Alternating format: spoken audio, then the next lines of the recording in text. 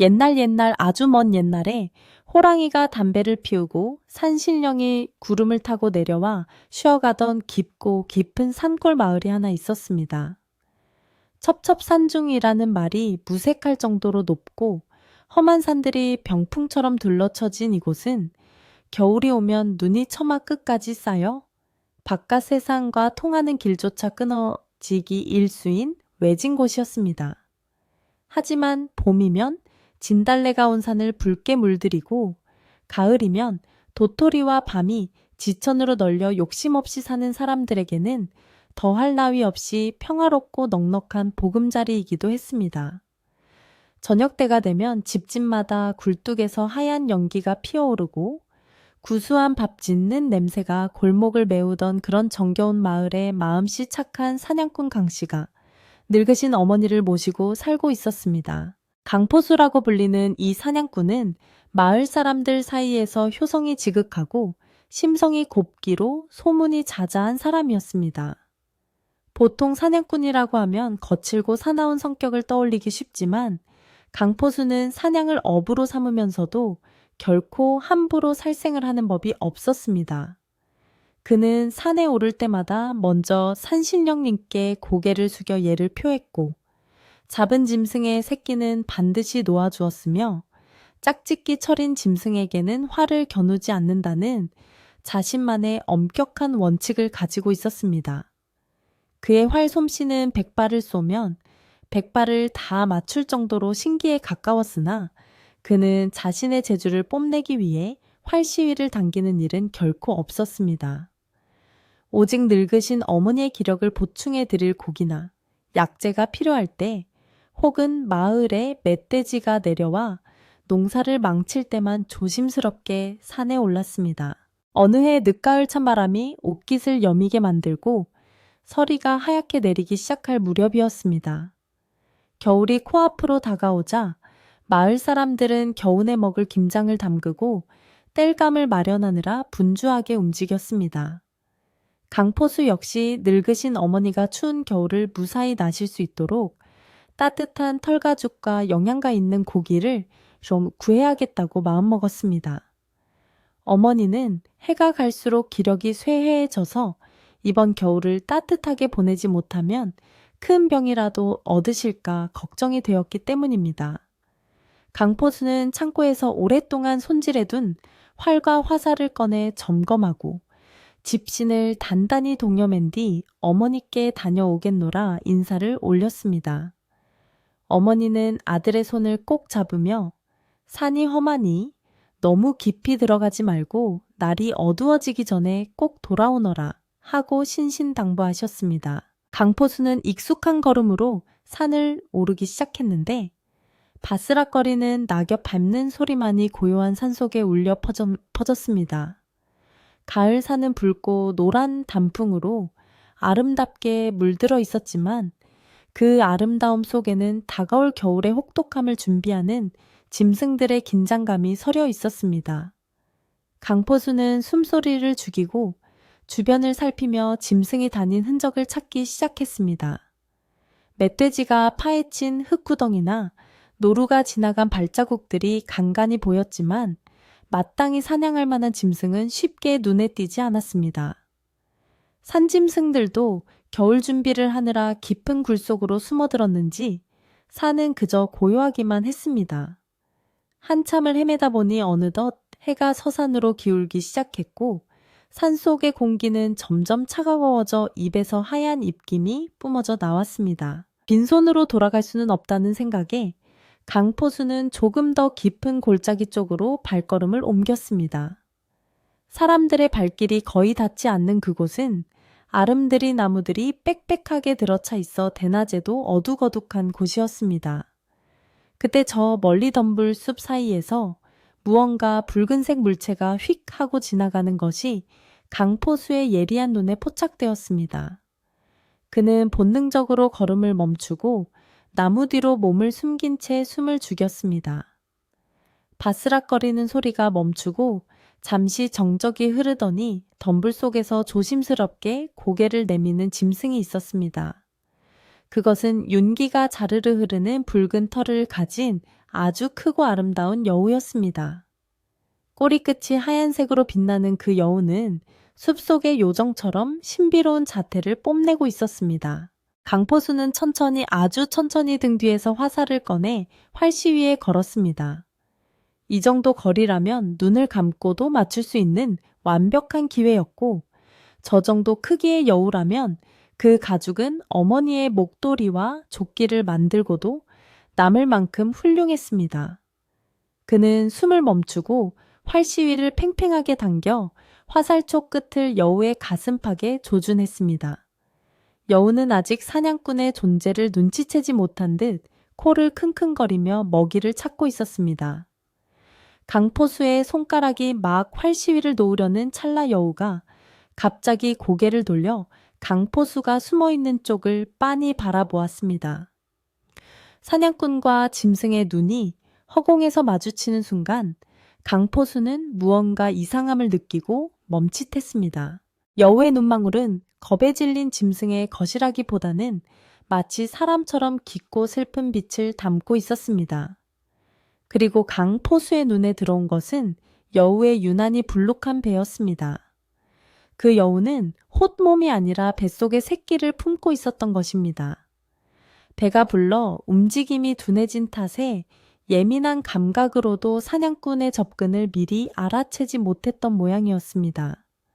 여우는 도망갈 생각도 하지 못한 채 그저 강포수를 바라보며 가만히 서 있었습니다.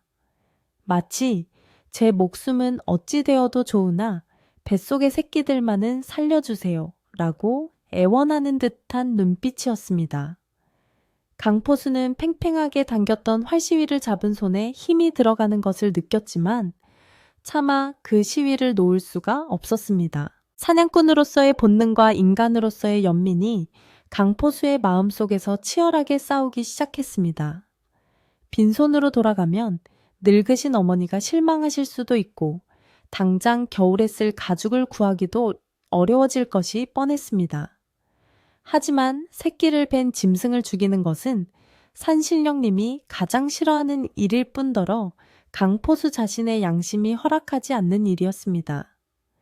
그는 잠시 눈을 감고 깊은 한숨을 내쉬었습니다. 차가운 산바람이 땀에 전이에 젖은 이마를 스치고 지나갔습니다. 어머니를 위한다지만 죄 없는 생명을 둘이나 죽여서 얻은 옷이 과연 따뜻할까? 강포수는 마음을 굳히고 천천히 활시위를 풀었습니다. 팽팽했던 긴장감이 사라지자 활은 다시 둥근 곡선을 그리며 제자리로 돌아왔습니다. 강포수는 활을 다시 어깨에 메고는 여우를 향해 손을 휘휘 저으며 나직하게 말했습니다. 가거라. 내 새끼들을 봐서 살려주는 것이니 어서 가서 몸을 숨기거라. 여우는 강포수의 행동을 이해했다는 듯 잠시 머리를 조아리는 신용을 하더니 뒤도 돌아보지 않고 숲속으로 재빨리 사라졌습니다. 하지만 완전히 사라지기 직전 덤불숲 경계에서 다시 한번 멈춰서서 강포수를 향해 길게 눈을 맞추었습니다. 그 눈빛에는 말로 다할 수 없는 깊은 감사의 뜻이 담겨있는 듯했습니다. 강포수는 여우가 무사히 사라진 숲을 한동안 바라보다가 빈 망태기를 둘러매고 산을 내려오기 시작했습니다. 비록 사냥감은 없었지만 발걸음은 그 어느 때보다 가볍고 마음은 따뜻했습니다. 산 아래의 마을에 도착했을 때는 이미 해가 져서 사방이 어둑어둑해진 뒤였습니다. 집집마다 켜진 호롱불이 따스하게 마을을 감싸고 있었고 강포수의 집 굴뚝에서도 저녁 연기가 피어오르고 있었습니다. 마당에 들어서자 어머니가 방문을 열고 반갑게 아들을 맞이해 주었습니다. 어미야, 다녀왔습니다. 강포수는 빈손으로 돌아온 것이 못내 죄송스러워 고개를 푹 숙였습니다. 어머니는 아들의 빈 망태기를 보고도 전혀 실망하는 기색 없이 오히려 무사히 돌아온 것만으로도 다행이라며 아들의 어깨를 토닥여 주었습니다. 강포수는 방 아랫목에 앉아 온몸을 녹이며 산에서 있었던 일을 어머니께 조곤조곤 말씀드렸습니다. 어머니, 오늘 털이 아주 고운 여우를 만났습니다. 그런데 그 녀석이 새끼를 베어 배가 남산만하지 뭡니까? 화를 겨누었는데 그 눈을 보니 도저히 쏠 수가 없었습니다. 그래서 그냥 보내주고 말았습니다. 강포수의 말을 들은 어머니는 주름진 손으로 아들의 손을 꼭 잡으며 환하게 웃으셨습니다. 잘했다, 참으로 잘했다. 짐승이라도 새끼를 가진 몸은 함부로 해하는 것이 아니다. 네가 덕을 쌓았으니 언젠가 그 덕이 복이 되어 돌아올 게다. 나는 가죽옷이 없어도 네 따뜻한 마음만 있으면 올겨울을 춥지 않게 보낼 수 있다. 어머니의 따뜻한 말 한마디에 강포수의 마음속에 남아있던 일말의 아쉬움도 눈 녹듯 사라졌습니다. 그날 저녁 강포수와 어머니는 고기 반찬 대신 시래기 된장국과 거친 보리밥을 먹었지만 그 밥상은 세상 어느 진수성찬보다도 맛이 좋고 배가 불렀습니다. 방 안을 드는 장작불 타는 소리와 창호지 문 밖으로 들려오는 바람 소리가 자장가처럼 들려오는 밤이었습니다. 강포수는 잠자리에 누워 낮에 만났던 붉은 여우의 눈망구를 다시 한번 떠올렸습니다. 그 신비롭고 깊은 눈빛이 왠지 모르게 오래도록 기억에 남을 것 같은 예감이 들었습니다. 그는 자신이 베푼 작은 자비가 훗날 어떤 기적 같은 인연으로 다시 찾아올지는 꿈에도 모른 채 깊고 편안한 잠에 빠져들었습니다. 그렇게 겨울이 지나고 다시 봄이 오고 또다시 여름과 가을이 지나가며 3번의 해가 바뀌었습니다. 강포수는 여전히 변함없는 모습으로 어머니를 봉양하며 성실하게 살아가고 있었습니다. 마을 사람들은 여전히 그를 신뢰했고 그는 마을의 꾸준히를 도맡아 하며 평범하지만 행복한 나날을 보냈습니다. 하지만 세상 일이라는 것이 늘 평온하게만 흘러가지는 않는 법이라 마을에는 조금씩 불길한 기운이 감돌기 시작했습니다. 유독 가뭄이 심해 농작물이 말라 죽고 산짐승들도 먹이를 찾아 마을 근처까지 내려오는 일이 잦아졌습니다. 마을 노인들은 하늘을 올려다보며 혀를 찾고 다가올 겨울이 예전과는 다를 것이라며 수군거렸습니다. 3년이라는 시간 동안 강포수의 머리카락에도 흰서리가 조금 더 내려앉았고 어머니의 기침 소리는 조금 더 깊어졌습니다. 어머니의 건강이 예전 같지 않아지자 강포수의 걱정도 날로 늘어만 갔습니다. 약재를 구하려면 산을 더 깊이 더 멀리 타야만 했지만 흉년이 든 사는 사람에게 쉽사리 곁을 내어주지 않았습니다. 그래도 강포수는 희망을 잃지 않았습니다. 그는 자연의 섭리를 믿었고 자신이 산에 베푼 만큼 산도 자신을 지켜줄 것이라 믿었습니다.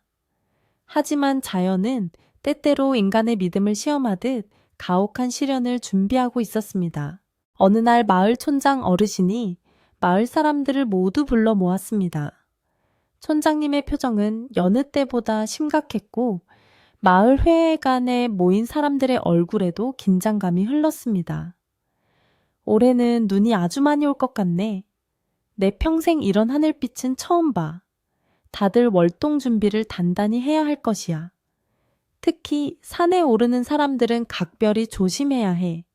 올겨울 사는 사람을 삼킬지도 모르니 말이야. 촌장님의 경고는 단순한 걱정이 아니라 오랜 경험에서 우러나온 불길한 예언처럼 들렸습니다. 사람들은 웅성거렸고 강포수 역시 가슴 한구석이 서늘해지는 것을 느꼈습니다. 그해 겨울은 촌장님의 말씀대로 초겨울부터 매서운 바람이 몰아쳤습니다. 하늘은 늘 잿빛 구름으로 뒤덮여 있었고 해가 뜨는 날보다 흐린 날이 더 많았습니다.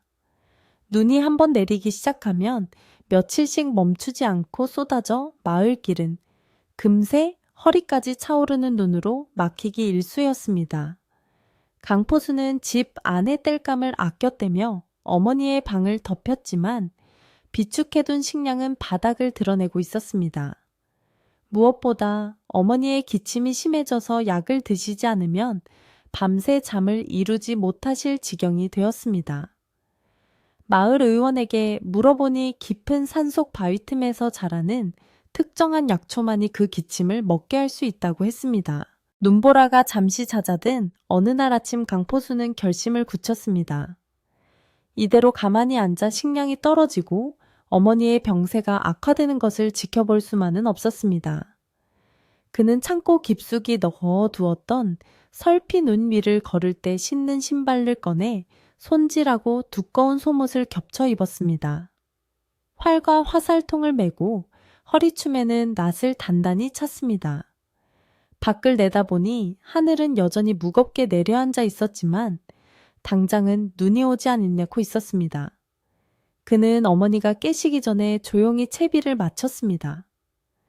위험하다는 것을 알았지만 자식된 도리로서 선택의 여지가 없었습니다. 마당에 나서자 차가운 공기가 폐부 깊숙이 파고들었습니다. 강포수는 하늘을 올려다보며 잠시 기도를 올렸습니다. 산신령님, 부디 저희 어머니를 살릴 약초를 찾게 도와주십시오. 욕심 부리지 않고 딱 필요한 만큼만 얻어 바로 내려오겠습니다. 그의 입김이 하얀 연기처럼 피어올라 하늘로 흩어졌습니다. 마을 어귀를 지나산 입구에 들어서자 온 세상이 하얗게 덮여 어디가 길이고 어디가 낭떠러지인지 분간하기 힘들 정도였습니다. 하지만 강포수는 평생을 이 산에서 보낸 사냥꾼이었습니다. 눈 덮인 나무의 모양과 바위의 위치를 보며 길을 가늠했고 조심스럽게 한 발 한 발을 내디뎠습니다. 산초입을 지나 중턱에 이르렀을 때 갑자기 바람의 방향이 바뀌기 시작했습니다. 잔잔하던 나뭇가지들이 심하게 요동치고 멀리서 윙윙거리는 소리가 들려왔습니다. 산짐승들이 울부짖는 소리 같기도 하고 산신령이 노하여 꾸짖는 소리 같기도 한 그 소리는 점점 더 커져만 갔습니다. 강포수는 불안한 마음에 걸음을 재촉했습니다. 약초가 자란다는 바위 절벽까지만 가면 되는데 날씨가 심상치 않았습니다. 그는 3년 전 만났던 그 붉은 여우를 떠올렸습니다. 그때의 그 신비로운 눈빛이 마치 자신을 지켜보고 있는 것 같은 느낌이 들었습니다. 과연 강포수는 이 험한 눈산에서 무사히 약초를 구해 돌아올 수 있을까요? 거대한 자연의 힘 앞에 선 인간의 운명은 이제 막 시작된 눈보라 속에 위태롭게 놓여 있었습니다. 그의 겨울은 예년의 추위와는 차원이 다른 그야말로 재앙과도 같은 혹한이었습니다. 마치 하늘이 이 땅의 모든 생명을 시험하려는 듯 눈은 멈추지 않고 내렸고 바람은 칼날처럼 날카로웠습니다. 마을의 늙은 노인들조차 내 평생 여든 해를 넘게 살았지만 이렇게 무서운 겨울은 처음 본다 하며 고개를 절레절레 흔들 정도였습니다. 처마 밑에 달린 고드름은 어린아이 팔뚝만하게 굵어졌고 밤새 내린 눈이 방문 앞을 가로막아 아침마다 눈을 치우지 않으면 밖으로 나올 수조차 없었습니다. 산짐승들도 먹이를 구하지 못해 굶어 죽는 일이 허다했고 가끔 마을로 내려온 멧돼지나 노루들도 뼈만 앙상하게 남은 채 눈밭에 쓰러져 있곤 했습니다. 마을 전체가 거대한 하얀 감옥에 갇힌 듯 적막하고 공포스러운 기운이 감돌았습니다. 강포수의 집 사정은 날이 갈수록 딱해져만 갔습니다. 어머니의 기침 소리는 깊은 밤이면 더욱 심해져 마치 폐 속에 있는 공기를 모두 토해낼 듯 고통스러웠습니다.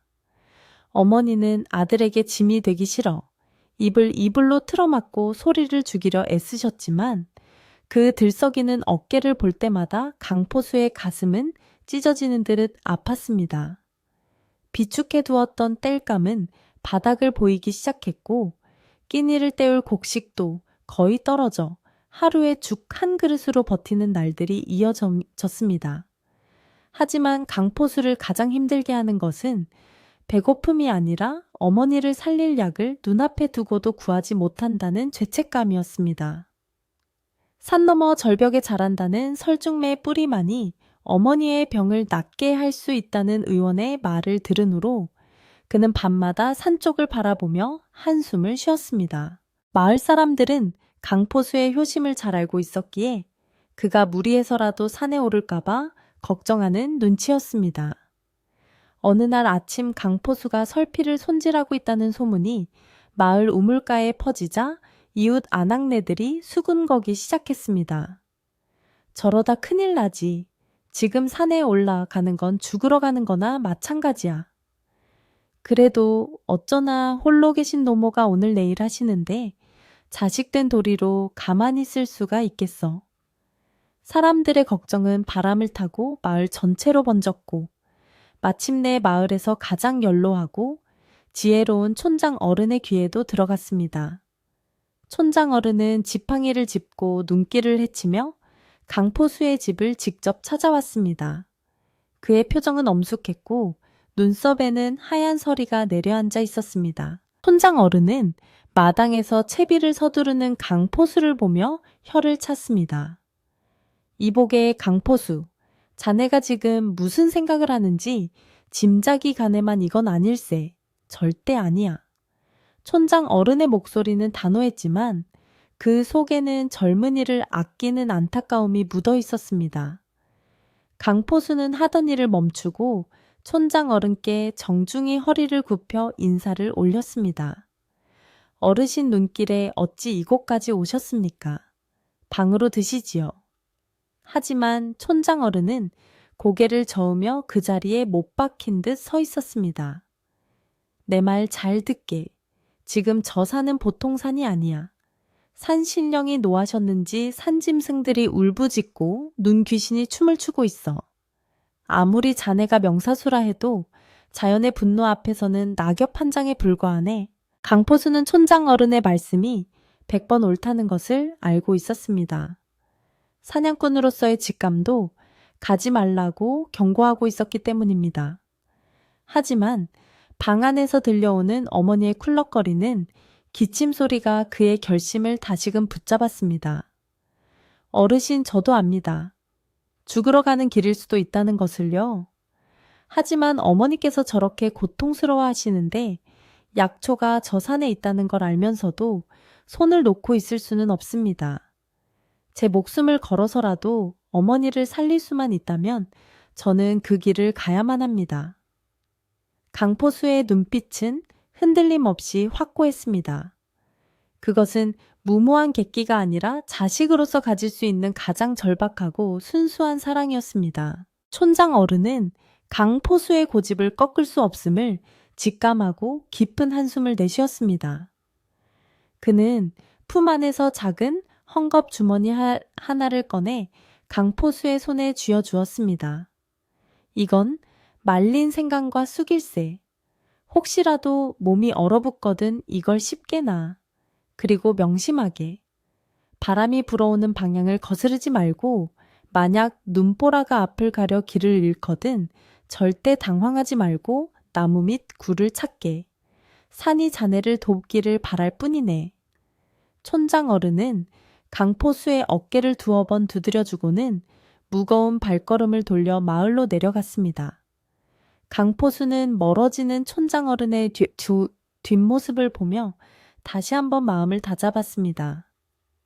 반드시 살아서 돌아오겠습니다. 약초를 구해서 어머니를 살리고 어르신의 걱정도 덜어드리겠습니다. 마을 어귀를 벗어나 본격적인 산행이 시작되자 세상은 온통 하얀색으로 변해버렸습니다. 길은 이미 눈에 덮여 사라진 지 오래였고 강포수는 기억 속에 남아있는 지형지물을 더듬으며 발을 옮겨야 했습니다. 설피를 신었음에도 불구하고 발을 디딜 때마다 허벅지까지 푹푹 빠지는 눈 때문에 체력 소모가 극심했습니다.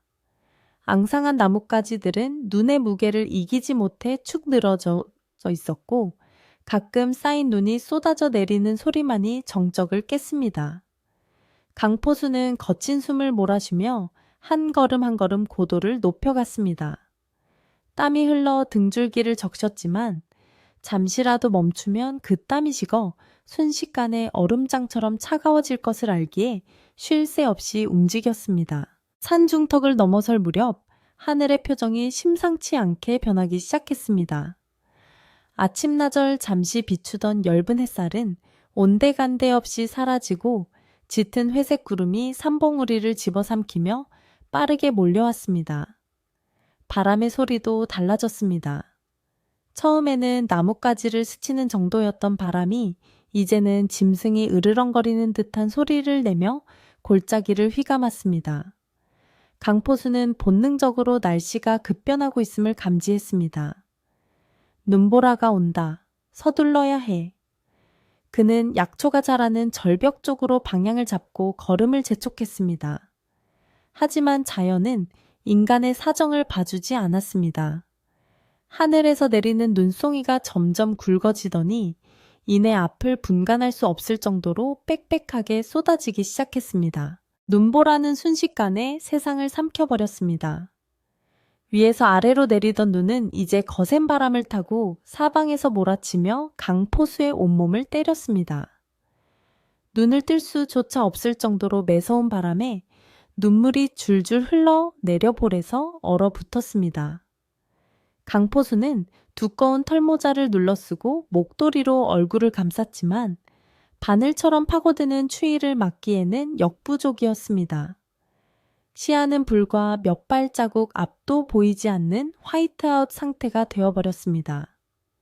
어디가 하늘이고 어디가 땅인지, 어디가 길이고 어디가 낭떠러지인지 구분이 되지 않는 하얀 어둠 속에 갇혀버린 것입니다.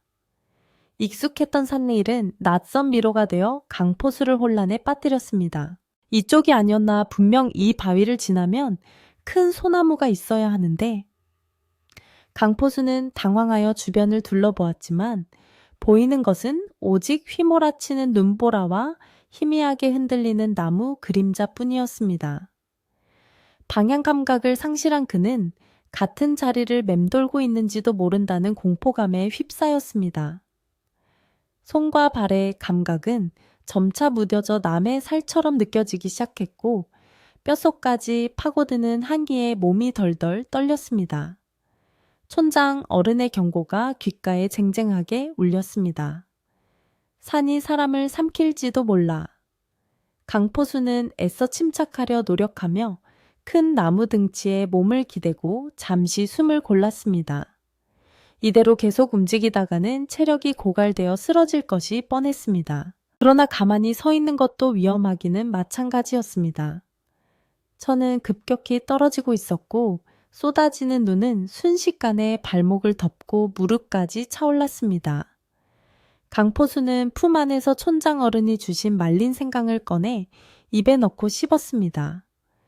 알싸한 맛이 입안에 퍼지며 아주 잠깐 몸에 열이 도는 듯했지만 거대한 추위 앞에서는 촛불 하나를 켠 것과 다를 바 없었습니다.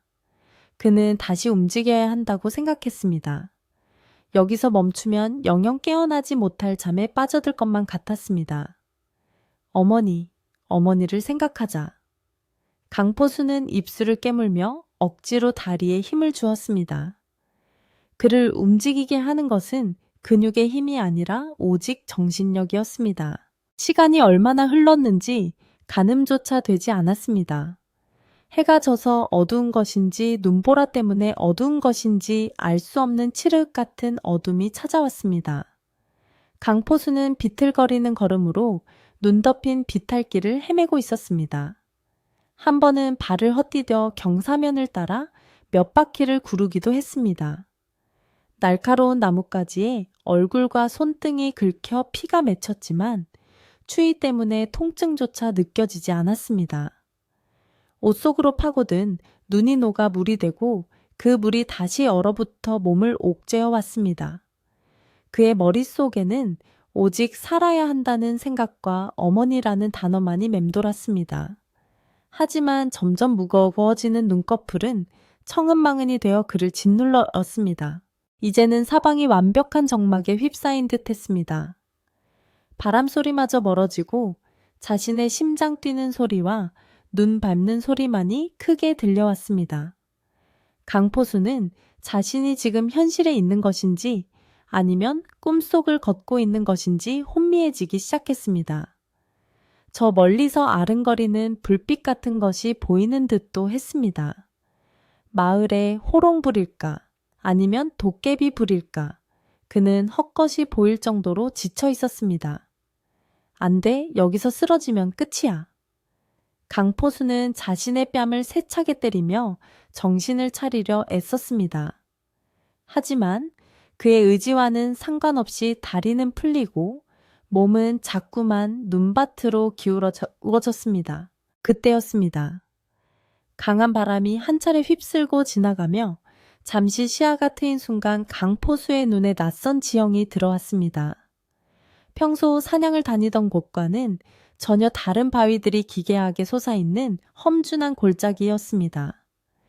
그는 자신이 길을 완전히 잘못 들어 사람이 다니지 않는 깊은 산속, 즉 금지된 계곡이라 불리는 곳으로 들어왔음을 깨달았습니다. 이곳은 짐승들조차 겨울에는 피한다는 험지 중의 험지였습니다. 절망감이 파도처럼 밀려왔습니다. 돌아갈 길은 눈에 덮여 사라졌고 앞으로 나아갈 길은 막막하기만 했습니다. 강포수는 무릎을 꿇고 주저앉았습니다. 하얀 눈이 그를 위로하듯 혹은 덮어버리려는 듯 소리 없이 그의 어깨 위에 쌓여만 갔습니다. 어머니 죄송합니다. 제가 너무 어리석었습니다. 강포수의 입에서 뜨거운 입김과 함께 후회 섞인 탄식이 흘러나왔습니다. 그는 웅크린 차에 몸을 최대한 작게 만들어 천을 유지하려 했지만 손끝에서부터 시작된 마비는 점점 팔과 다리로 퍼져나갔습니다.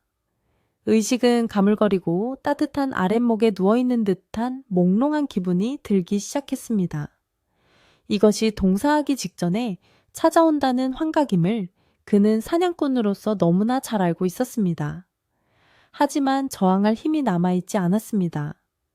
눈꺼풀이 완전히 닫히려는 순간 그는 마지막 힘을 짜내어 어머니가 계신 마을 쪽을 향해 고개를 돌렸습니다. 그러나 보이는 것은 오직 차갑고 냉정한 하얀 눈벼락 뿐이었습니다. 마을 사람들의 걱정대로 그리고 촌장 어른의 경고대로 겨울 사는 강포수를 놓아주지 않을 작정인 듯 했습니다.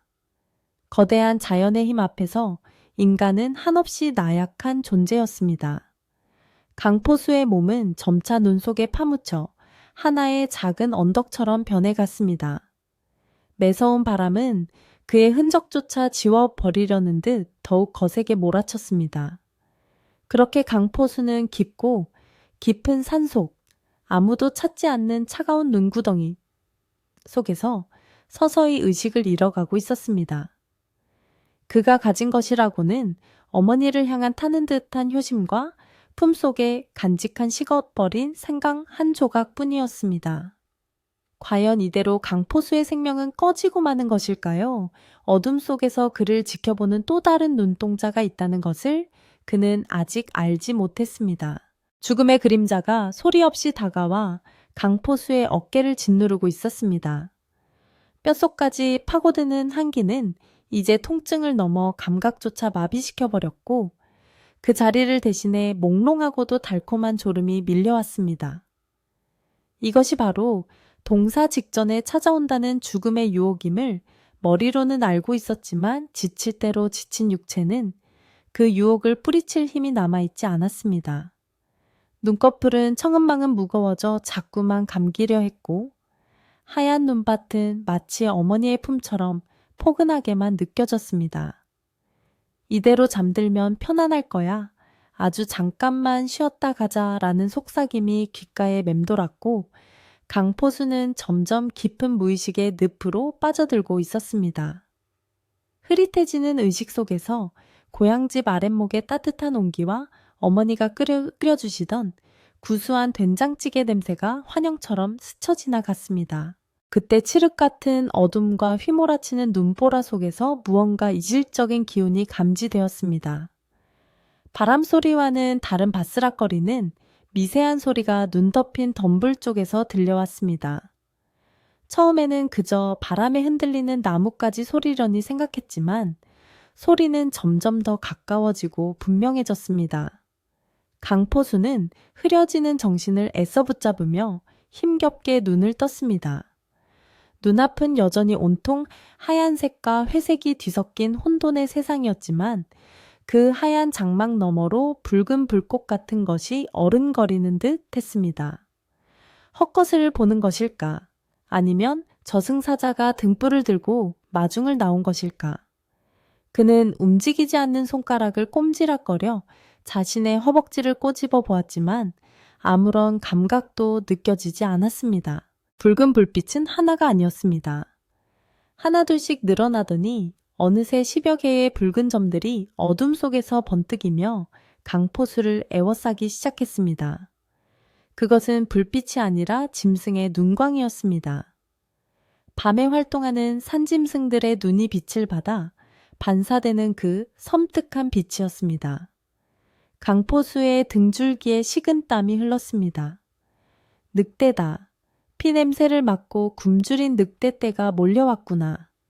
죽어가는 사냥꾼을 노리는 산중의 포식자들이라는 생각에 사라져가던 생존 본능이 번쩍하고 깨어났습니다.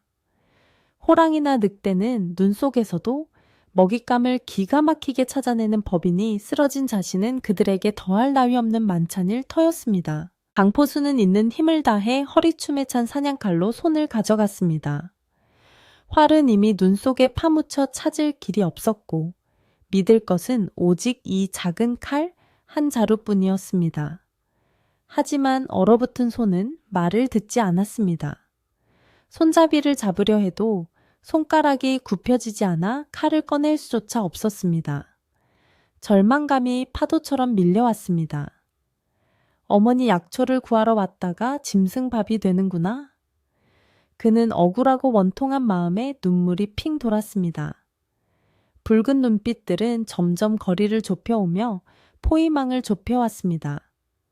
짐승들의 거친 숨소리가 바람소리 사이로 들려왔고 그들의 발이 눈을 밟는 저벅저벅 소리가 강포수의 심장을 조여왔습니다.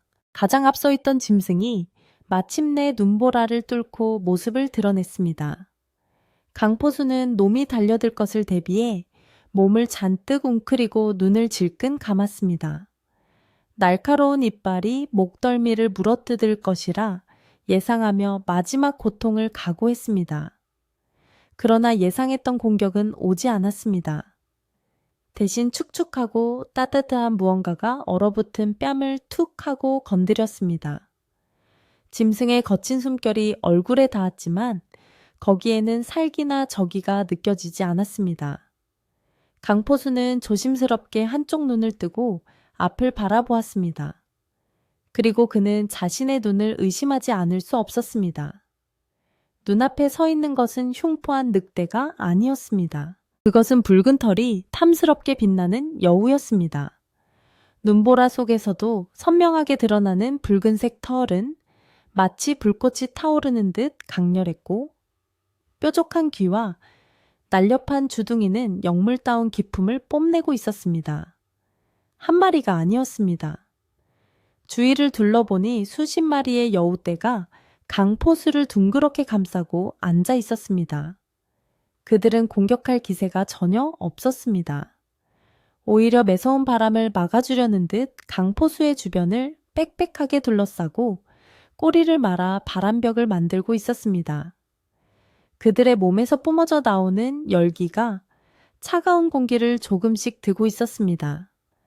강포수는 멍하니 그 광경을 바라보며 이것이 꿈인지 생시인지 분간할 수 없었습니다. 그때 여우 무리가 양옆으로 갈라지며 길을 터주었습니다. 그 사이로 유난히 덩치가 크고 털에 윤기가 흐르는 여우 한 마리가 천천히 걸어 나왔습니다. 다른 여우들보다 머리 하나는 더 커 보이는 그 여우는 위엄이 서려 있었고 걸음걸이 또한 당당했습니다. 강포수의 시선은 그 여우의 꼬리 끝에 머물렀습니다. 붉은 꼬리 끝에 마치 붓으로 점을 찍은 듯 선명하게 남아있는 하얀 털. 그것을 보는 순간 강포수의 머릿속에 3년 전 가을날의 기억이 번개처럼 스치고 지나갔습니다. 자신이 활을 겨누었다가 차마 쏘지 못하고 살려보냈던 배가 불룩했던 바로 그 어미 여우였습니다. 네오, 너는 강포수의 입에서 쉰 목소리가 흘러나왔습니다. 대장 여우는 강포수의 바로 앞까지 다가와 멈춰 섰습니다. 그리고 그 깊고 그윽한 눈동자로 강포수를 내려다 보았습니다. 3년 전 두려움과 애원으로 가득 찼던 그 눈빛은 이제 깊은 신뢰와 따뜻함으로 바뀌어 있었습니다. 여우는 마치 오랜 친구를 만난 것처럼 혹은 은인을 다시 만난 것처럼 반가운 기색을 감추지 않았습니다. 여우는 고개를 숙여 강포수의 얼어붙은 손등을 따뜻한 혀로 핥기 시작했습니다. 까칠까칠하면서도 따뜻한 감촉이 전해지자 마비되었던 손끝에 찌릿한 통증과 함께 피가 돌기 시작했습니다. 강포수는 뜨거운 눈물을 흘렸습니다. 네가 나를 기억하는구나. 짐승도 은혜를 잊지 않는다더니 네가 정말 나를 찾아왔구나. 죽음의 문턱에서 만난 기적 같은 인연에 감동하여 가슴이 벅차올랐습니다. 어미 여우 뒤로는 3년 전 뱃속에 있었을 것으로 짐작되는 젊은 여우 2~3마리가 호기심 어린 눈으로 강포수를 바라보고 있었습니다. 그들은 어미 여우를 따라 강포수에게 다가와 몸을 비비며 천을 나누어 주었습니다.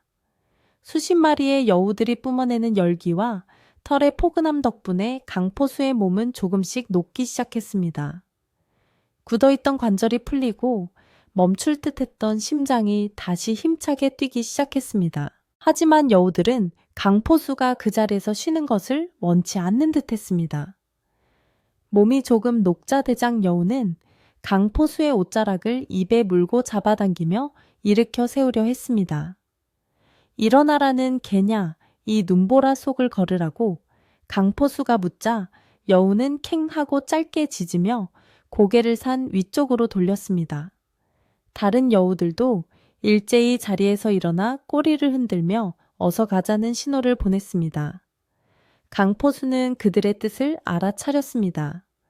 이곳에 계속 있다가는 결국 얼어 죽을 수밖에 없으니 안전한 곳으로 피해야 한다는 것을 알려주는 것이었습니다. 그는 여우들을 믿기로 했습니다. 강포수는 젖 먹던 힘까지 짜내어 비틀거리는 몸을 일으켰습니다. 다리는 청은망은 무거웠고 무릎은 덜덜 떨렸지만 옷자락을 물고 당겨주는 여우들의 도움을 받아 가까스로 중심을 잡았습니다.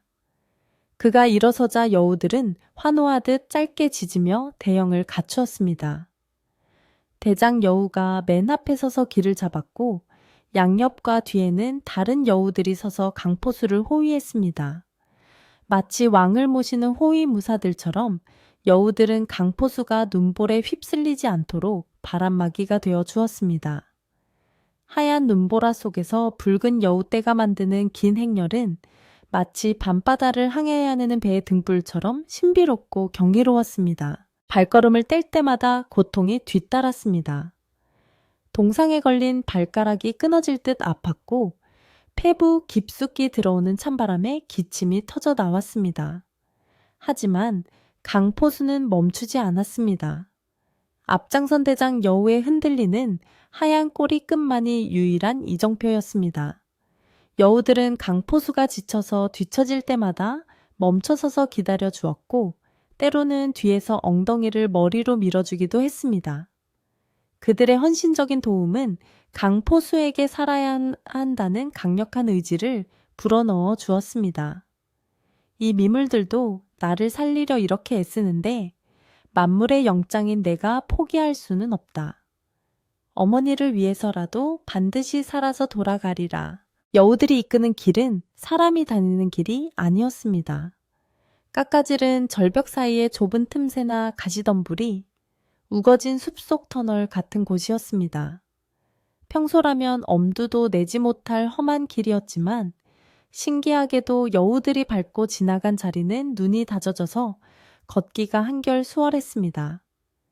또한 그들이 선택한 경로는 바람이 덜 불고 눈이 덜 쌓인 곳들이었습니다. 산짐승들만이 아는 비밀스러운 통로였던 것입니다. 강포수는 짐승들의 지혜에 감탄하며 묵묵히 그들의 뒤를 따랐습니다. 눈보라는 여전히 거세게 몰아쳤지만 여우떼 한가운데 있는 강포수는 더 이상 외롭지도 두렵지도 않았습니다. 한참을 걷다 보니 지형이 더욱 험준해지기 시작했습니다. 거대한 바위들이 하늘을 찌를 듯 솟아 있었고 그 사이로 미로처럼 얽힌 협곡이 나타났습니다.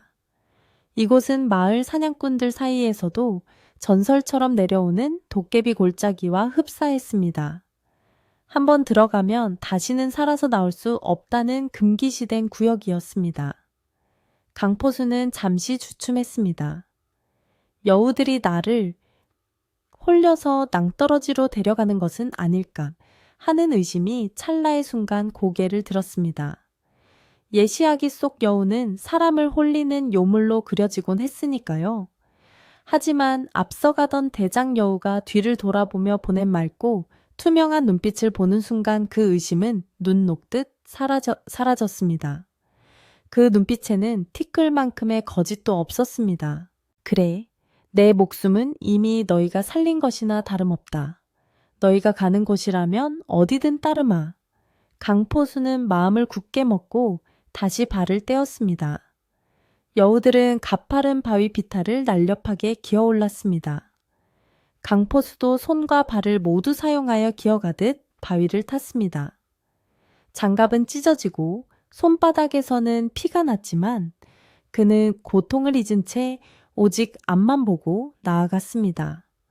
어느덧 눈보라가 조금 잦아드는 느낌이 들었습니다.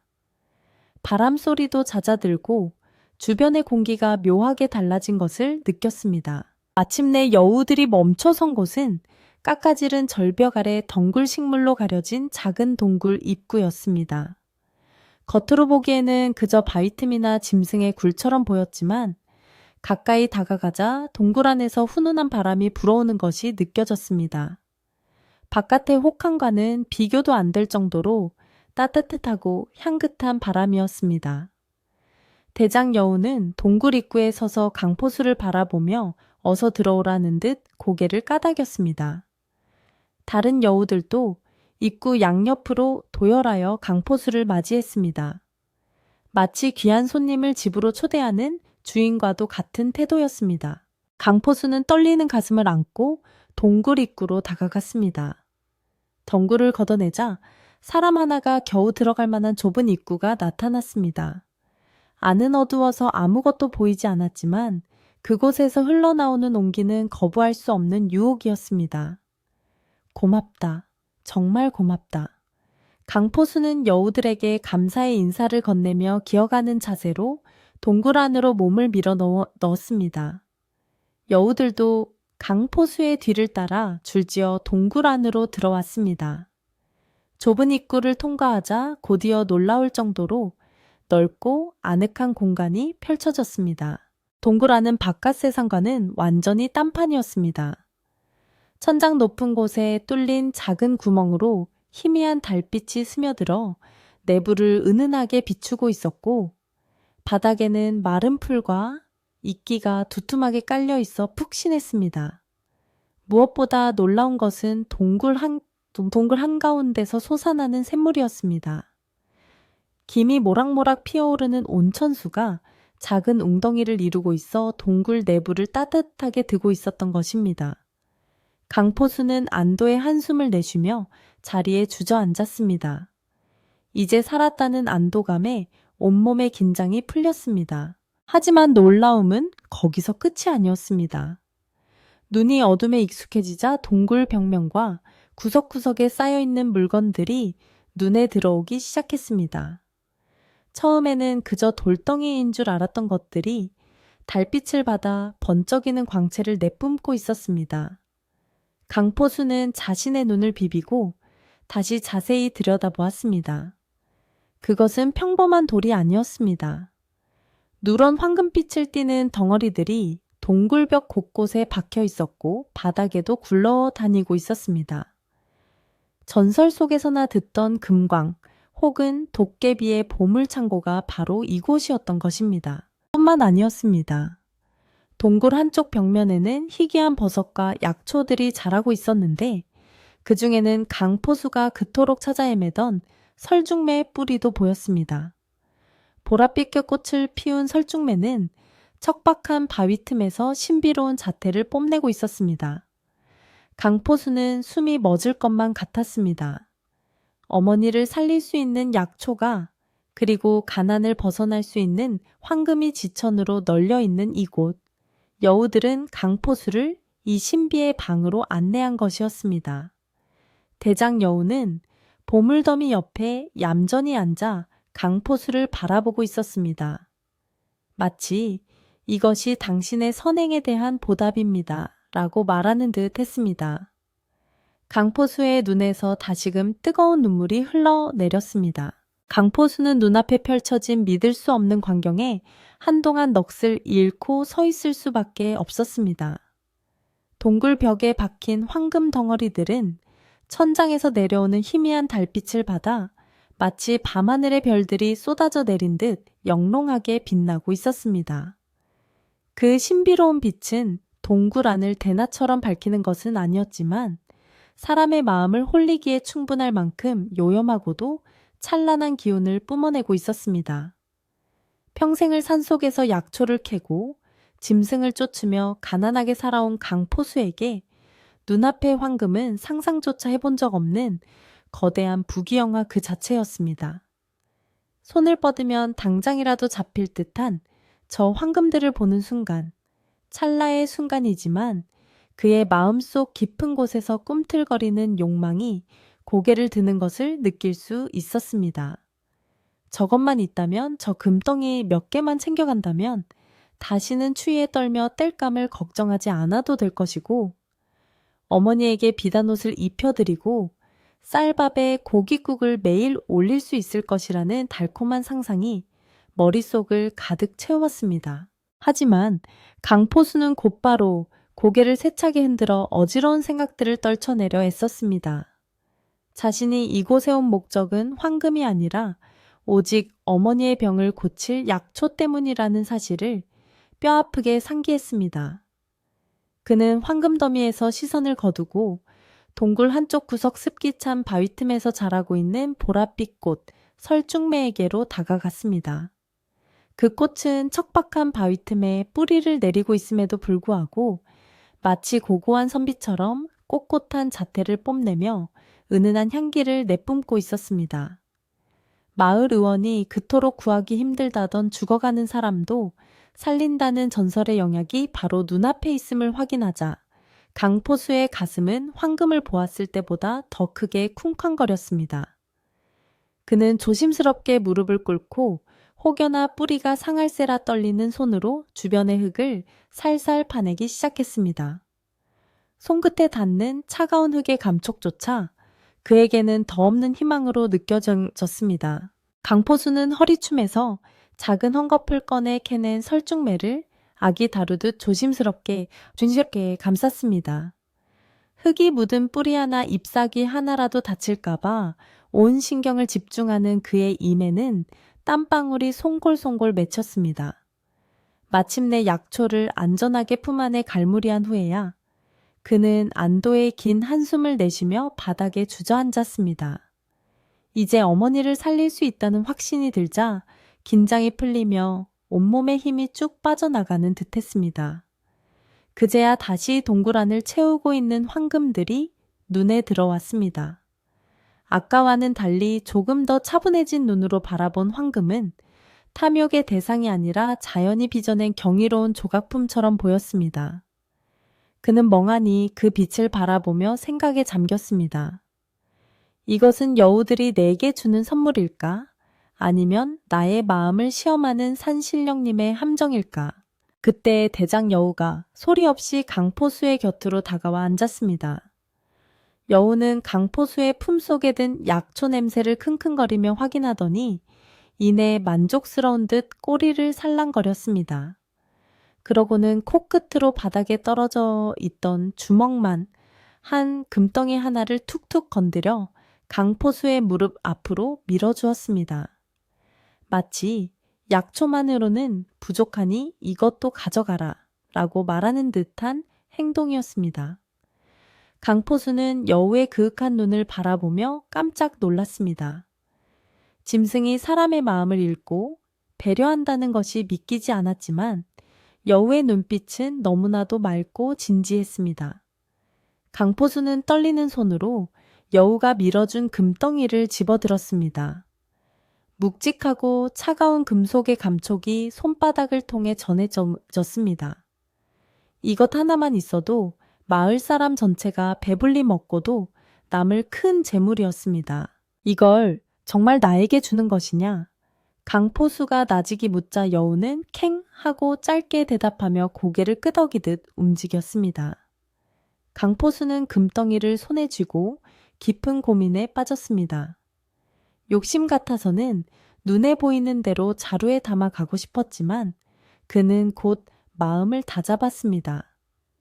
과유불급이라 했다. 분에 넘치는 재물은 화를 부르는 법이다. 나는 사냥꾼이지 장사치가 아니며 내가 땀 흘려 얻지 않았던 것에 욕심을 부려서는 안 된다. 그는 자신이 감당할 수 없는 큰 재물이 오히려 평화로운 삶을 망칠 수도 있다는 것을 본능적으로 깨달았습니다. 하지만 동시에 굶주림에 허덕이는 마을 사람들과 흉년으로 고통받는 이웃들의 얼굴이 떠올랐습니다. 나 혼자 부자가 되는 것은 옳지 않지만 이 재물로 죽어가는 사람들을 살릴 수 있다면 그것은 값진 일이 될 것이었습니다. 강포수는 결심을 굳히고 대장 여우를 향해 정중하게 고개를 숙였습니다. 고맙다. 너의 귀한 마음을 내가 받겠다. 하지만 이 동굴에 있는 모든 것을 가져가지는 않겠다. 우리 어머니의 약값과 굶주린 마을 사람들이 이번 겨울을 날 수 있을 만큼만 딱 그만큼만 가져가겠다. 그것으로 족하다. 그는 자신의 낡은 망태기를 열어 여우가 밀어준 금덩이와 바닥에 굴러다니는 작은 금조각 몇 개만을 주워 담았습니다. 욕심을 부리면 망태기를 가득 채우고도 남을 양이 있었지만 그는 짐이 너무 무거워지지 않도록 그리고 자신의 양심이 허락하는 선에서 손을 멈추었습니다. 그의 행동을 지켜보던 대장 여우는 마치 그의 마음을 이해한다는 듯 더 이상 금을 권하지 않고 가만히 그의 곁을 지켰습니다. 필요한 것을 모두 챙긴 강포수는 그제야 극심한 피로가 몰려오는 것을 느꼈습니다. 긴장이 풀리고 몸이 녹으면서 며칠 동안 눈속을 헤매며 쌓인 피로가 본물 터지듯 밀려온 것입니다. 동굴 한가운데 있는 온천수 웅덩이에서는 따뜻한 김이 끊임없이 피어오르고 있었습니다. 강포수는 웅덩이 가장자리에 엎드려 따뜻한 물을 손으로 떠서 마른 목을 축였습니다. 미네랄이 풍부한 듯 약간 비릿하면서도 구수한 물맛이 뱃속 깊이 퍼져나가며 얼었던 내장을 녹여주었습니다. 그는 수건을 적셔 상처투성이가 된 얼굴과 손을 닦아냈습니다. 따뜻한 물수건이 닫자 쓰라렸던 상처의 통증이 가라앉고 노곤함이 찾아왔습니다. 이곳은 그야말로 지옥 같은 눈보라 속에 숨겨진 천국과도 같은 안식처였습니다. 강포수가 바닥에 자리를 잡고 눕자 여우들이 하나둘씩 그에게로 모여들기 시작했습니다.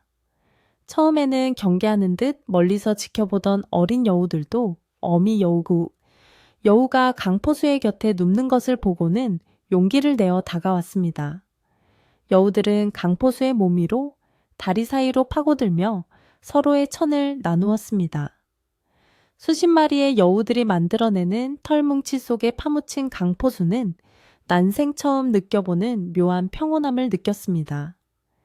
짐승의 누린내라고 생각했던 냄새는 오히려 흙냄새와 섞여 구수하게 느껴졌고 규칙적으로 들려오는 여우들의 심장 박동 소리는 세상에서 가장 편안한 자장가처럼 들렸습니다. 그는 붉은 털북숭이들 사이에서 인간과 짐승의 경계를 허물고 태초의 자연으로 돌아간 듯한 기분을 만끽했습니다. 동굴 밖에서는 여전히 바람이 울부짖고 눈보라가 휘몰아치는 소리가 들려왔지만 그것은 마치 딴 세상의 이야기처럼 아득하게만 들렸습니다.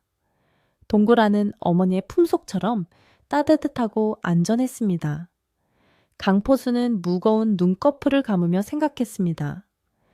내가 3년 전 베푼 작은 자비가 이렇게 큰 생명의 온기로 돌아올 줄이야.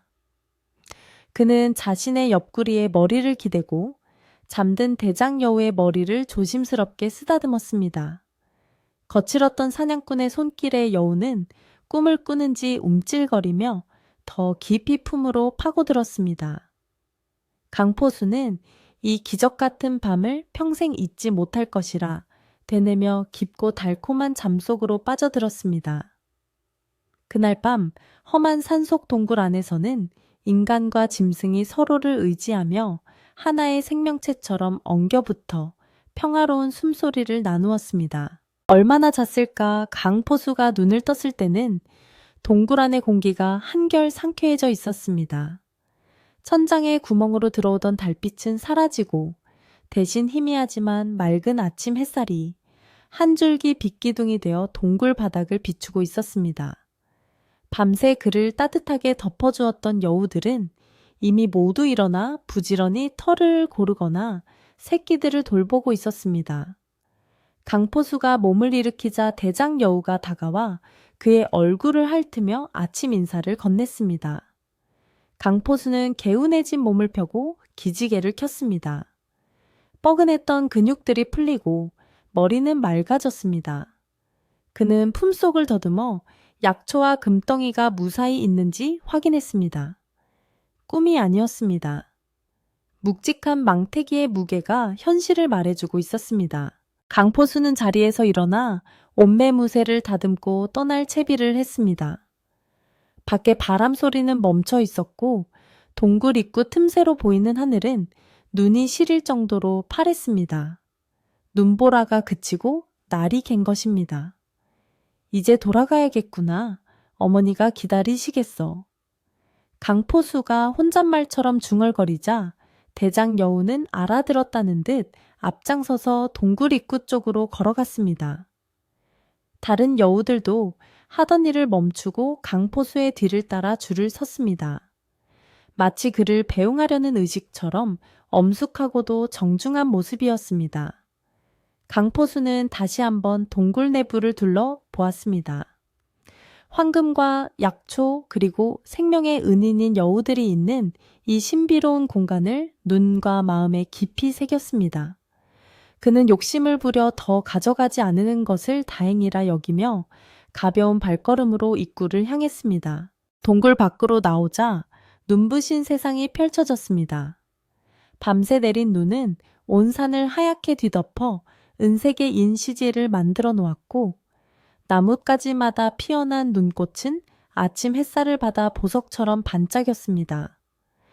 차갑지만 신선한 공기가 폐부 깊숙이 들어오자 강포수는 살아있음을 실감했습니다. 어젯밤의 지옥 같던 눈보라는 온데간데 없고 사는 언제 그랬냐는 듯 고요하고 평화로운 침묵 속에 잠겨 있었습니다. 그러나 눈이 너무 많이 쌓여 길을 찾는 것은 여전히 막막한 일이었습니다. 하지만 걱정할 필요는 없었습니다. 대장 여우와 무리가 이미 앞장서서 눈을 다지며 길을 만들고 있었기 때문입니다. 그들은 강포수가 걷기 편하도록 가장 평탄하고 안전한 길을 골라 안내했습니다. 돌아가는 길은 올 때와는 비교도 안 될 만큼 수월했습니다. 여우들은 위험한 낭떠러지를 피하고 눈이 깊게 쌓인 웅덩이를 우회하며 능숙하게 산을 내려갔습니다. 강포수는 그들의 뒤를 따르며 때로는 미끄러지기도 하고 때로는 엉덩방가를 찍기도 했지만 마음만은 날아갈 듯 가벼웠습니다. 품 안에 든 약초가 어머니를 살릴 것이라는 희망이 발걸음을 재촉하게 만들었습니다. 산 중턱을 지나 익숙한 지형들이 나타나자 여우들의 걸음이 조금씩 느려졌습니다. 이제 인간의 영역이 가까워졌음을 감지한 모양이었습니다. 멀리서 마을의 집들이 성냥갑처럼 작게 보이고 밥 짓는 연기가 가느다랗게 피어오르는 모습이 눈에 들어왔습니다. 그리운 고향, 그리운 집이었습니다. 마을 어귀가 내려다 보이는 언덕에 이르자 대장 여우가 걸음을 멈추었습니다. 뒤따르던 여우들도 일제히 멈춰서서 강포수를 바라보았습니다.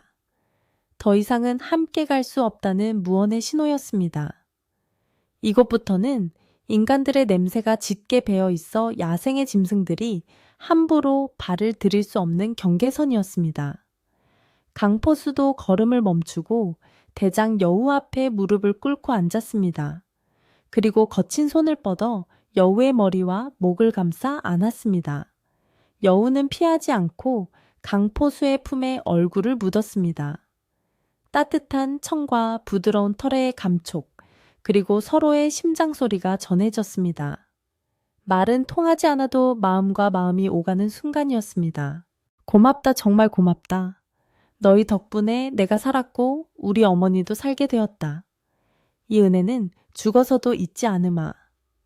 강포수의 목소리는 물기로 떨렸습니다. 그는 진심을 담아 여우의 눈을 바라보며 작별 인사를 건넸습니다. 대장 여우는 강포수의 뺨을 한 번 더 핥아주고는 아쉬운 듯 꼬리를 천천히 흔들며 뒷걸음질 쳤습니다. 새끼 여우들도 캥캥하며 작별을 고했습니다. 강포수는 여우들이 숲속으로 완전히 사라질 때까지 그 붉은 꼬리들이 하얀 눈밭 너머로 보이지 않을 때까지 그 자리에 서서 손을 흔들었습니다. 여우들은 몇 번이고 뒤를 돌아보며 강포수를 확인하더니 이내 깊은 산속 자신들의 보금자리로 돌아갔습니다. 여우들이 떠난 자리에 다시 혼자가 된 강포수는 옷매무새를 고치고 마을을 향해 힘차게 발을 내디뎠습니다. 마을 입구에 들어서자 눈 치우는 작업을 하던 마을 청년 하나가 강포수를 발견하고 소스라치게 놀라 소리쳤습니다. 저기 강포수님 아니야. 세상에 귀신이 아니고 정말 강포수님이야. 청년의 고함 소리에 집안에 있던 사람들이 하나둘씩 뛰쳐나왔습니다. 죽은 줄만 알았던 사람이 그것도 이 혹독한 눈보라를 뚫고 살아서 돌아왔다는 사실에 마을은 순식간에 발칵 뒤집혔습니다. 사람들은 믿기지 않는다는 표정으로 강포수에게 달려왔고 그의 손을 잡고 몸을 만져보며 생환을 확인했습니다. 아니, 이복에 살아있었군, 살아있었어. 촌장 어른이 지팡이를 내던지고 맨발로 뛰어나와 강포수를 끌어안았습니다. 촌장님의 눈에는 눈물이 그렁그렁했습니다. 산신령님이 도우셨네. 내 자네가 살아올 줄 알았네만 정말로 이렇게 멀쩡히 돌아올 줄이야. 마을 사람들은 강포수를 둘러싸고 환호성을 질렀습니다. 강포수는 사람들의 환대 속에서 쑥스러운 듯 웃으며 품 안에 약초를 보여주었습니다. 어머니 드릴 약초를 구해왔습니다. 이제 어머니도 사실 수 있습니다. 그의 말에 사람들은 다시 한번 감탄하며 박수를 보냈습니다. 효성이 하늘을 감동시켜 기적을 만들었다고 입을 모아 칭송했습니다. 강포수는 사람들의 환호를 뒤로하고 서둘러 집으로 향했습니다. 살인문을 열고 들어서자 방문을 열고 나오려다 다리에 힘이 풀려 주저앉은 어머니의 모습이 보였습니다.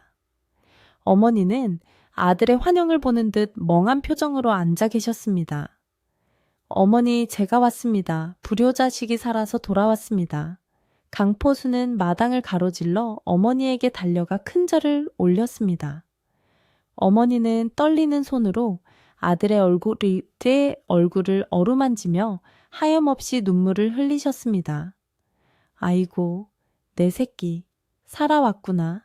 살아왔어. 내 꿈이 아니구나. 모자는 서로를 부둥켜 안고 한참을 울었습니다. 그 울음소리는 슬픔이 아니라 기쁨과 안도, 그리고 깊은 사랑의 소리였습니다. 집안은 금세 활기를 되찾았습니다. 강포수는 곧바로 부엌으로 가서 불을 지피고 가져온 설중매를 정성스럽게 다리기 시작했습니다. 약초다리는 쌉싸름한 냄새가 집 안가득 퍼지자 그동안 집안을 짓누르던 병마의 기운이 물러가는 듯했습니다. 어머니는 아들이 다려온 약을 드시고는 편안한 얼굴로 깊은 잠에 드셨습니다. 강포수는 잠든 어머니의 곁을 지키며 망태기 깊숙이 넣어두었던 금덩이를 꺼내보았습니다. 불빛에 반사되어 영롱하게 빛나는 황금. 이것은 단순한 재물이 아니라 여우들이 그에게 가르쳐준 나눔과 공존의 증표였습니다. 그는 이 황금을 어떻게 써야 할지 이미 마음속으로 정해두고 있었습니다. 마을의 긴 겨울밤은 이제 막 지나가고 따뜻하고 희망찬 봄이 오고 있음을 알리는 새벽닭 울음소리가 멀리서 들려왔습니다. 어머니는 아들이 구해온 설중매를 달인 약물을 드시고 깊은 잠에 빠져들었습니다. 며칠 동안 밤잠을 설치게 했던 거친 기침 소리가 잦아들고 창백했던 얼굴에는 서서히 홍조가 돌기 시작했습니다. 강포수는 어머니의 머리맡에 앉아 물수건으로 식은땀을 닦아들이며 그 평온한 숨소리에 귀를 기울였습니다. 기적과도 같은 회복이었습니다. 의원의 말대로 그 약초는 죽어가던 사람도 살린다는 명약이 분명했습니다. 다음 날 아침 어머니는 언제 알았냐는 듯 맑은 눈으로 깨어나셨고 몸이 날아갈 듯 가볍구나. 내 효성이 나를 살렸다며 아들의 손을 잡고 눈물을 글썽이셨습니다.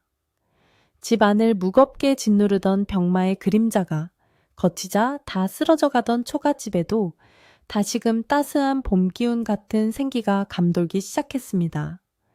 강포수는 그제야 마음속에 품고 있던 또 다른 숙제를 해결하기 위해 자리에서 일어났습니다. 강포수는 품 안에 간직했던 금덩이를 꺼내 들고 마을 촌장 어르신 댁을 찾았습니다. 촌장님은 강포수가 살아서 돌아온 것만으로도 기뻐 어쩔 줄 몰라 하셨지만 강포수가 내놓은 황금 덩어리를 보고는 눈이 휘둥그레져 말을 잇지 못했습니다.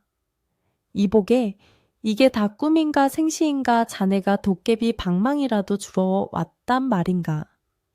촌장님의 떨리는 물음에 강포수는 빙그레 웃으며 대답했습니다.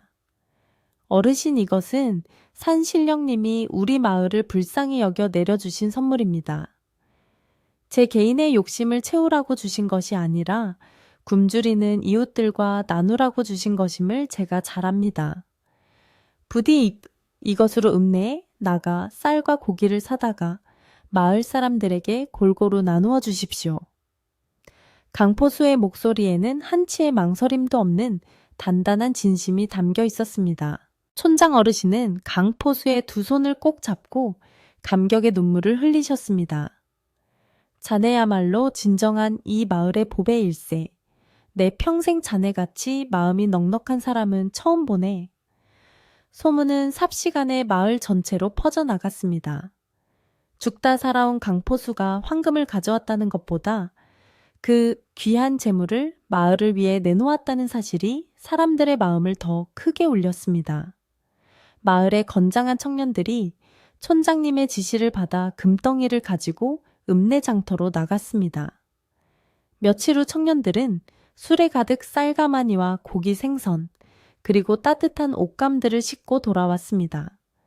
눈 덮인 고개 너머로 줄지어 들어오는 술의 행렬은 마치 개선장군을 맞이하는 듯 장관을 이루었고 마을 사람들은 덩실덩실 춤을 추며 그들을 맞이했습니다. 그날 저녁 마을 회관 마당에서는 그야말로 잔치가 벌어졌습니다. 가마솥에서는 하얀 쌀밥이 고슬고슬하게 지어지고 솥뚜껑 위에서는 기름진 고기가 지글지글 소리를 내며 익어갔습니다. 구수한 냄새가 온 마을을 뒤덮자 굶주림에 허덕이던 아이들과 노인들의 얼굴에 웃음꽃이 활짝 피어났습니다. 사람들은 서로에게 음식을 권하며 덕담을 주고받았고 그동안 쌓였던 근심과 걱정을 술 한 잔에 털어버렸습니다. 마을 어귀의 앙상한 나무들조차 흥겨운 가락에 맞춰 춤을 추는 듯했습니다. 강포수는 사람들 틈에 섞여 조용히 국밥 한 그릇을 비웠습니다. 배불리 먹고 행복해하는 이웃들의 모습을 보는 것만으로도 그는 자신이 가져온 황금이 죗값을 다 했다고 생각했습니다. 그의 마음은 그 어떤 부자의 곶감보다도 풍성하게 채워졌습니다. 사람들은 강포수를 상석에 앉히고 술잔을 올리며 감사를 표했습니다. 강포수님 덕분에 우리가 살았습니다. 이 은혜를 어찌 다 갚습니까? 하지만 강포수는 손사래를 치며 겸손하게 말했습니다. 제가 한 것이 아닙니다. 산이 내어준 것이고 하늘이 도운 것입니다. 저는 그저 심부름을 했을 뿐이니 저에게 고마워하지 마시고 늘 우리를 품어주는 저 산에게 감사하십시오. 그는 끝까지 여우들의 신비한 동굴에 대한 이야기는 입 밖으로 내지 않았습니다. 혹시라도 사람들의 욕심이 그 신성한 곳을 더럽히고 여우들의 평화를 깰까봐 염려했기 때문입니다. 그 비밀은 오직 강포수와 촌장 어른, 그리고 밤하늘의 달님만이 아는 이야기로 남겨두기로 했습니다. 혹독했던 겨울이 지나고 마침내 따뜻한 봄이 찾아왔습니다. 산과 들에 쌓여있던 눈이 녹아내리고 계곡물은 힘차게 흐르며 겨우내 잠들었던 대지를 깨웠습니다. 진달래와 개나리가 앞다투어 피어나 온 세상을 울긋불긋하게 물들이자 마을 사람들도 다시 밭을 갈고 씨를 뿌리며 일상으로 돌아갔습니다. 강포수의 삶에도 변화가 찾아왔습니다. 그는 더 이상 생계를 위해 닥치는 대로 사냥을 하지 않았습니다. 대신 마을 사람들이 밭을 일구는 것을 돕거나 산에서 약초를 캐며 소박하게 살았습니다. 물론 활은 여전히 메고 다녔지만 그것은 사냥을 위해서라기보다는 멧돼지나 늑대 같은 맹수로부터 마을을 지키기 위한 용도였습니다. 강포수는 숲에 파수꾼을 자처했습니다. 그는 산 곳곳을 돌아다니며 다른 사냥꾼들이 몰래 설치해둔 올무나 덫을 찾아내어 거두어들였습니다. 특히 새끼를 벤 짐승이나 아직 어린 짐승들이 다니는 길목은 더욱 신경 써서 살폈습니다. 젊은 사냥꾼들이 욕심을 부려 무분별하게 사냥을 하려 하면 그는 엄한 목소리로 꾸짖으며 타일렀습니다. 산은 우리에게 필요한 만큼만 내어주는 법이다. 씨를 말리면 결국 우리 후손들이 굶게 된다. 짐승에게도 생명이 있고 그 생명을 귀하게 여겨야 산도 우리를 지켜주는 것이다. 그의 말에는 깊은 산 속에서 죽음의 문턱을 넘어본 사람만이 가질 수 있는 울림이 있었습니다. 처음에는 투덜거리던 젊은이들도 강포수의 진심 어린 충고와 그의 과거 행적을 존경하여 하나둘씩 그의 뜻을 따르기 시작했습니다. 어느 맑은 날 강포수는 나무를 하러 산 깊은 곳까지 들어갔다가 멀리서 낯익은 붉은 그림자를 발견했습니다. 덤불숲 사이로 붉은 털이 유난히 빛나는 여우 한 마리가 그를 지켜보고 있었습니다. 꼬리끝이 하얀 그 대장 여우였습니다. 옆에는 어느새 훌쩍 자란 새끼 여우들도 함께였습니다. 강포수는 하던 일을 멈추고 가만히 서서 그들을 바라보았습니다. 다가가서 아는 체를 하거나 부르지 않았습니다. 그저 따뜻한 미소를 지으며 눈인사를 보낼 뿐이었습니다. 여우 역시 잠시 꼬리를 흔들며 강포수와 눈을 맞추더니 이내 바람처럼 숲속으로 사라졌습니다. 인간과 자연이 서로의 영역을 존중하며 일정한 거리를 두고 공존하는 것, 그것이 강포수가 깨달은 진정한 보은이자 사랑의 방식이었습니다. 세월은 유수와 같이 흘러갔습니다. 강포수의 어머니는 아들의 극진한 봉양을 받으며 천수를 누리시다가 어느 따뜻한 가을날 잠자듯이 편안하게 세상을 떠나셨습니다. 슬픔은 컸지만 후회 없는 이별이었기에 강포수는 어머니를 양지 바른 곳에 고이 모시고 담담하게 일상으로 돌아왔습니다. 그 후 강포수는 늦장가를 들어 참하고 지혜로운 아내를 맞이했고 토끼 같은 자식들을 낳아 행복한 가정을 꾸렸습니다. 그는 아이들에게 항상 자연을 사랑하고 생명을 존중하는 법을 가르쳤습니다. 작은 미물이라도 함부로 대하지 말라. 네가 베푼 작은 친절이 언젠가 큰 복이 되어 돌아온단다. 이것은 강포수 가문의 가훈이 되어 대대로 전해졌습니다. 강포수도 이제 머리에 하얀 서리가 내려앉은 노인이 되었습니다. 허리는 조금 굽고 얼굴에는 주름이 가득했지만 그의 눈빛만은 여전히 맑고 깊었습니다. 마을 사람들은 그를 여우 할아버지라고 부르며 따랐습니다. 겨울밤이 깊어지면 마을 아이들은 강포수의 집 사랑방으로 모여들었습니다. 따뜻한 화롯가에 둘러앉아 고구마를 구워 먹으며 옛날 이야기를 해달라고 조르곤 했습니다. 그럴 때면 강포수는 곰방대에 불을 붙여 한 모금 깊게 들이마신 뒤 하얀 연기를 내뿜으며 나직하고 따뜻한 목소리로 이야기 보따리를 풀었습니다. 옛날 아주 추운 겨울날이었단다. 눈이 펑펑 쏟아지는 산속에서 길을 잃은 사냥꾼이 있었지. 아이들은 숨을 죽이고 할아버지의 이야기에 빠져들었습니다. 붉은 여우가 나타나 길을 안내하고 황금동굴에서 보물을 얻은 이야기는 몇 번을 들어도 질리지 않는 신비한 모험담이었습니다. 아이들이 눈을 반짝이며 묻곤 했습니다. 할아버지, 그 황금동굴은 지금 어디 있어요? 우리도 가면 찾을 수 있어요. 그러면 강포수는 빙그레 웃으며 아이들의 머리를 쓰다듬어 주었습니다. 그곳은 욕심 없는 사람들의 마음속에만 보이는 곳이란다. 너희가 착하게 살고 친구들을 도우면 언젠가 너희에게도 또 그런 보물창고가 열릴 게다. 이야기가 무르익을 무렵이면 창밖에는 소리 없이 한방눈이 내리곤 했습니다. 문풍지가 바람에 파르르 떨리는 소리가 들려오면 강포수는 먼 산을 바라보며 아련한 추억에 잠기곤 했습니다. 그 옛날 자신을 살려준 붉은 여우들은 지금도 저 깊은 산속 어딘가에서 평화롭게 살고 있을지, 아니면 산신령이 되어 이 마을을 지켜보고 있을지 궁금했습니다. 그는 마음속으로 여우들에게 안부를 전했습니다. 고맙다. 너희 덕분에 내 평생이 따뜻해졌다. 부디 너희들도 그곳에서 영원히 평안하기를. 그의 입가에 온화한 미소가 번졌습니다. 밤이 늦어 아이들이 하나둘씩 꾸벅꾸벅 졸기 시작하면 강포수는 이야기를 마무리하며 아이들을 이부자리로 눕혔습니다. 자, 이제 잘 시간이다. 오늘 밤에는 여우가 나타나 너희 꿈속 길을 안내해 줄지도 모르겠구나. 무서워하지 말고 여우를 따라가 보렴. 혹시 아니 꿈속에서 멋진 황금동굴을 만나게 될지. 할아버지의 다정한 목소리는 자장가가 되어 아이들의 귓가에 맴돌았습니다. 화로의 불씨는 사그라들고 방 안은 은은한 어둠과 따뜻한 온기로 가득 찼습니다. 세상의 모든 근심을 잊게 만드는 평화로운 밤이었습니다. 강포수는 잠든 아이들의 얼굴을 하나하나 바라보며 이불을 덮어주었습니다.